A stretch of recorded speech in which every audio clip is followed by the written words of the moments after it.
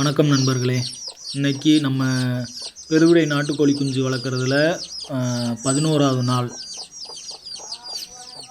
நேற்று நல்ல மழை, அதனால் மேலே உள்ள கூண்டில் இது பண்ணியிருந்தேன். இப்போ திறந்து விட்டதும் பார்த்திங்கன்னு நினச்சோங்க, குஞ்சுகள் நல்லா தன்னால் கீழே இறங்குது. அப்படின்றப்ப குஞ்சுகள் நல்லா ஆக்டிவாக இருக்குதுன்னு அர்த்தம். நான் ஏற்கனவே மேலே பார்த்திங்கன்னா சாக்கு போட்டு நல்லா கதன்னு குஞ்சுகளை வச்சுருந்தேன். அப்படிங்கிறப்ப குஞ்சுகள் நல்லா தூங்கி எழுந்திரிச்சு ரெஸ்ட் எடுத்ததுனால காலையில் ஆக்டிவாக இருக்குது. மேலேருந்து பார்த்திங்கன்னா அழகாக குதிக்குது. இப்போ குஞ்சுகளுக்கு ஏற்கனவே மேலே கொஞ்சம் இற போட்டு வச்சுருந்ததுனால அதை காலையில் சாப்பிட்டு வந்துருக்கோம். அதனால் பார்த்திங்கன்னா இப்போ தவிடு கம்பு எல்லாமே எடுத்து வச்சுருந்தாலும் அது பாருங்கள் வெளி மேய்ச்சலுக்கு தான் பார்த்திங்கன்னா ஓடுது. நம்ம வச்ச தீனியை பார்த்திங்கன்னா எடுக்க மாட்டுது. ஏன்னா நைட்டு நம்ம கூண்டில் போட்டு வச்சுருந்ததவே இது சாப்பிட்டதுனால இப்போ வேறு தீனிக்கு பார்த்திங்கன்னா அலையுது. சும்மா சின்ன சின்ன பூச்சி இதெல்லாம் பார்த்திங்கன்னா பிடிச்சி சாப்பிட்டுட்ருக்கோம். ரெண்டாவது இன்றைக்கி கொஞ்சம் வெயில் அடிக்குது, மழை வெறிச்சிருச்சு. தாய்க்கோழி குஞ்சுக பின்னாடி ஓடுற அளவுக்கு ஆகிப்போச்சு. குஞ்சுக பார்த்திங்கன்னா அவ்வளோ ஆக்டிவாக இருக்குது.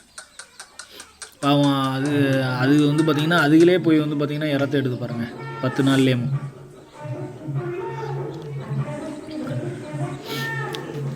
தாய்க்கோழி குஞ்சுகளை கூப்பிட்டாலும் அதுக்கு இஷ்டத்துக்கு மேய்ஞ்சிக்கிட்டு இருக்குது. அது அவ்வளோதான், அந்த இடம் சேஃப்டியான இடம் தெரிஞ்சு அது பாட்டுக்கு மேயும். அதே மேலே ஒரு காக்காவோ பருந்தோ ஏதாவது பார்த்திங்கன்னா சத்தம் கேட்டுச்சின்னு சொல்லி சொன்னால் அதுக்கப்புறம் ஃபுல்லாக பார்த்திங்கன்னா தாயோட பின்னாடியே பார்த்திங்கன்னா கரெக்டாக போகும். அதுனாட்டிக்கும் இது கொஞ்சம் சேஃபான இடங்கிறதுனால அது இஷ்டத்துக்கு பார்த்திங்கன்னா சுற்றிட்டு இருக்குது. ஃபுல்லாக பார்த்திங்கன்னா இறை இருந்தும் பார்த்திங்கன்னா இறைய போய் திங்க மாட்டேங்குது பாருங்கள். கூண்டுக்குள்ளே ஏற்கனவே கொஞ்சம் அரிசி பிறக்கிருக்கும், அதனால் இப்போ வெளியில் மேயுது.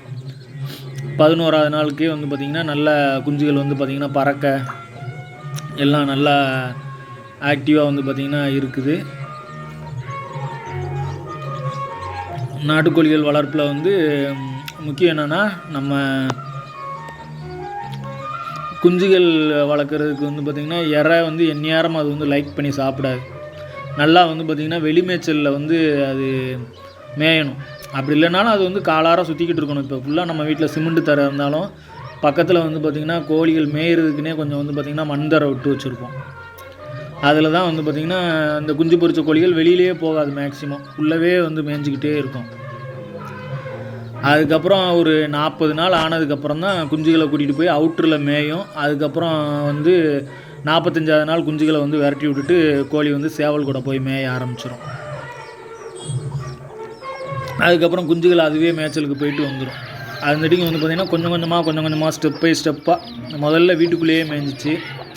இப்போ பார்த்திங்கன்னு நினச்சோங்களேன் வெளி மேய்ச்சலுக்கு தான் வந்துடுச்சு பாருங்கள். இது வீட்டுக்கு வெளியில் தான். இதில் முக்கியமான விஷயம் என்னென்னா, எப்போயுமே நம்ம கோழிகளுக்கு நான் ரொம்ப காஸ்ட்லியாக போட்டு இதெல்லாம் நம்ம செய்ய தேவையில்ல.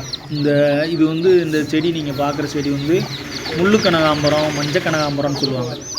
இந்த செடி பார்த்திங்கன்னா ஒரு செடி தான் நான் பார்த்திங்கன்னா ஊண்டி வச்சேன். அது எதுக்குன்னா, அந்த குளிக்கிற ரூம் தண்ணி, இந்த சோப்பு தண்ணி இதெல்லாம் போகிற இடம் கொஞ்சம் தண்ணியை உரியட்டுங்கிறதுக்காக. அது பார்த்திங்கன்னா இவ்வளோ பெரிய செடியாக பார்த்திங்கன்னா படர்ந்துருச்சு ஒரு வருஷத்தில். இதில் நமக்கு என்ன சேஃபு அப்படின்னு சொன்னால், மழை பெஞ்சாலும் சரி, எவ்வளோ பார்த்திங்கன்னா தண்ணி ஓடுனாலும் சரி, தெருவில் கோழி அதோட குஞ்சுகளை கூட்டிகிட்டு போய் பார்த்திங்கன்னா இந்த இடத்துல சேஃபாக நின்றுக்கூடும். இந்த இடத்துல அதிகமாக பார்த்திங்கன்னா மழை பெய்யாது. புதர் செடி மாதிரி இருக்கிறதுனால அதுக்கு கீழே உள்ள புழு பூச்சிகள் இதுகளை பூரா பார்த்திங்கன்னா பிறக்கி தின்னும். இந்த செடிகளில் பார்த்திங்கன்னா 1-2 புழுக்கள் உழுவும் செடியோட இலையை திங்கிறது. அது இந்த கோழிகளுக்கு நல்ல தீவனமாக இருக்கும். இது பார்த்திங்கன்னா உள்ளே பாருங்கள் ஃபாரஸ்ட் மாதிரி இருக்கும். வெளியில் நின்று பார்த்திங்கன்னா ஆடு மாடோ எதுவும் பார்த்திங்கன்னா இந்த செடியும் கடிக்காது. அதனால் தாய்க்கோழி வளர்ப்புக்கு மெனாக்ட் நம்ம எதுவும் இது பண்ணாமல் இந்த மாதிரி பார்த்திங்கன்னா புதர் செடிகளை 1-2 அதுவும் கழிவு தண்ணி போகிற இடத்துல நம்ம நட்டு வச்சோம்னாலே தாய்க்கோழிகள் குஞ்சுகளை பராமரிக்கிறதுக்கு ரொம்ப பார்த்திங்கன்னா யூஸ்ஃபுல்லாக இருக்கும். லேசாக ஒரு காக்காவோ பறந்தால் வந்துச்சுன்னு சொன்னால் ஓடி போய் பார்த்திங்கன்னா தாய்க்கோழி இதுக்குள்ளே குஞ்சுகளை கூட்டு மறைஞ்சிக்கிறோம். காக்காவோ இதில் எதுவும் நம்ம அடுத்தடுத்த வீடியோஸில் குஞ்சுகளோட அப்டேட் பார்ப்போம்.